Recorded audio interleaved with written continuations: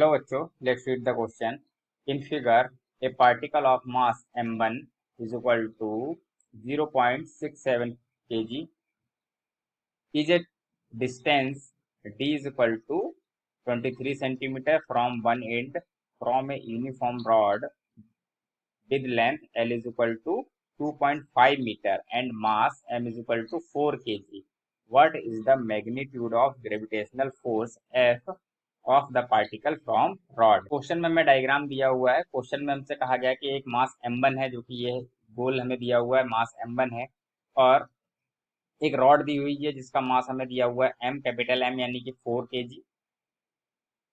और जैसा कि हमें डायग्राम में दिखाया गया है कि रॉड के एक सिरे से m1 की डिस्टेंस दी है और उसके दूसरे सिरे से उसकी डिस्टेंस क्या होगी, d प्लस एल हो जाती है, क्योंकि l लेंथ की रॉड है।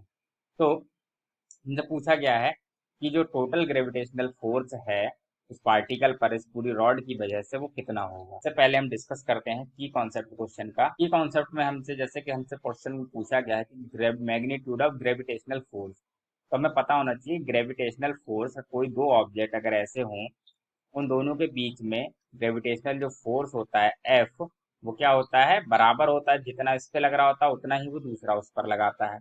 और इसका मैग्नीट्यूड जो होता है वो हम एक फॉर्मूले से लिखते हैं, जो फॉर्मूला होता है G m1 m2 upon r square. Okay, ये रिलेशन होता है, ये फॉर्मूला हमें पता होना चाहिए। तो इसी की कॉन्सेप्ट की मदद से हम इस क्वेश्चन को सॉल्व करते हैं। चलिए हम क्वेश्चन को सॉल्व करते हैं। सोल्यूशन, अब जैसा कि डायग्राम में हमने ऑलरेडी काफी चीजें करके दे रखी हैं कि मास m1 है, इस पे हमने r डिस्टेंस पे डी आर लेंथ का एक हमने क्या एक एलिमेंट लिया और जिसका मास हमने क्या माना है, dm।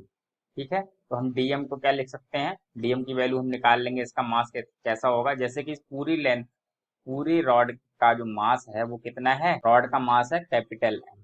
ओके, और हम इसकी मान लेते हैं कि पर यूनिट लेंथ मास जो है वो है लेमडा, यानी कि इसे लेमडा इसकी मास मास की डेंसिटी एक तरीके से कहते हैं कि पर यूनिट लेंथ, यानी कि लेमडा इज इक्वल टू क्या हो जाएगा, कैपिटल M अपॉन L हो जाएगा। ठीक है, तो अगर हमसे पूछा जाए कि हमने जो डी एम, ये जो डिस्टेंस मानी है, डी आर लेंथ का जो डीएम एलिमेंट माना है, इसका मास कितना होगा डीएम। तो इस डीएम को अगर हम निकालें तो डीएम हमारे पास आएगा डी आर और मल्टीप्लाई लेमडा, यानी कि लेमडा डी आर। ओके, ये लेमडा डी आर हमें मिल गया डीएम। तो डीएम की वैल्यू को हम लिख सकते हैं, लेमडा की वैल्यू हम अगर यहाँ से लिखें कैपिटल एम अपॉन एल, तो कैपिटल एम अपॉन एल और डी आर। ओके, इसको हमें याद रखना है, ये हमारे लिए इम्पोर्टेंट। क्वेश्चन 1 लिख लेते हैं, हम यूज कर लेंगे डीएम। अब हमारे पास एक सिंपल क्वेश्चन हो गया कि एक डीएम मास है, इस मास की वजह से इस एम वन मास पे लगने वाला फोर्स निकालना है हमें। तो हम इसे निकाल सकते हैं। क्या लिखेंगे, हम मान लेते हैं छोटा सा फोर्स डी एफ लग रहा है, इज इक्वल टू क्या होगा, जी m1 और m2 क्या है हमारा, dm है, अपॉन दोनों के बीच की डिस्टेंस क्या है, r है, स्क्वायर। ये हो गया हमारे पास। अब हमें क्या टोटल फोर्स निकालना है इस रॉड की वजह से। रॉड में कहाँ से लंबाई कहाँ से शुरू हो रही है, डी से डी प्लस एल। तो हमारी लिमिट्स में हमें मिल गई, हम क्या करेंगे, इंटीग्रेशन कर देंगे इसका। चलिए हम पहले डी एम की वैल्यू पुट कर लेते हैं। तो हम इधर लिखेंगे d f is equal to G m1, और dm की वैल्यू क्या है, कैपिटल M अपॉन L और dr, और इधर अपॉन में r स्क्वायर भी है। ओके, अब हम क्या करेंगे, ऑन इंटीग्रेटिंग, अब हम इंटीग्रेशन करेंगे। इधर हमारे पास इंटीग्रेशन के बाद क्या आ जाएगा, f आ जाएगा, इज इक्वल टू इंटीग्रेशन का साइन लगाते हैं, हम कॉमन टर्म को बाहर ले लेते हैं, जो कि है g m1 टेल m अपॉन L। ओके, ये हमारे कांस्टेंट है, और इधर बचेगा 1 upon r square dr। Limits हम क्या लगाएंगे, आर की लिमिट लगानी है हमें। तो आर कहाँ से कहाँ तक वेरी कर रहा है, डी से डी प्लस एल तक। तो हम लिखेंगे डी से D plus capital L. Okay, अब हम इसका सिंपली बस इंटीग्रेशन करेंगे, तो हमें मिल जाएगा F is equal to G m1 m upon L. इसका इंटीग्रेशन क्या आएगा, -1 upon r d d plus L.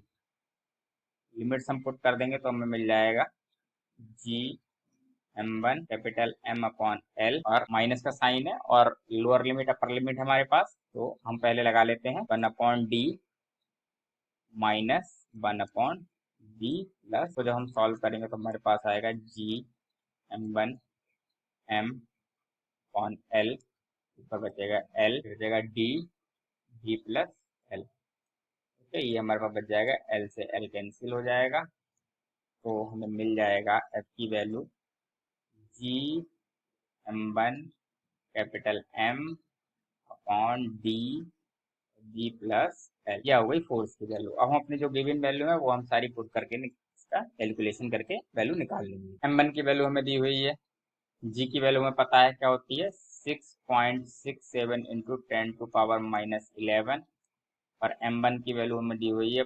0.67, और कैपिटल M की वैल्यू हमें दी हुई है 4 kg अपॉन d की वैल्यू, डिस्टेंस हमें कितनी दी है 20 सेंटीमीटर, इसको हम मीटर में कन्वर्ट करेंगे तो लिखेंगे 0.23, और 0.23 प्लस L की वैल्यू हमें दी हुई है रॉड की लेंथ 2.5 मीटर। पूरे को जब हम सॉल्व कर लेंगे तो हमें हमारा आंसर मिलेगा 28.46 इंटू 10⁻11 न्यूटन। ओके, तो हमारा फाइनल आंसर हमें मिल गया, ये हमारा आंसर है। I hope you understood very well. Thank you.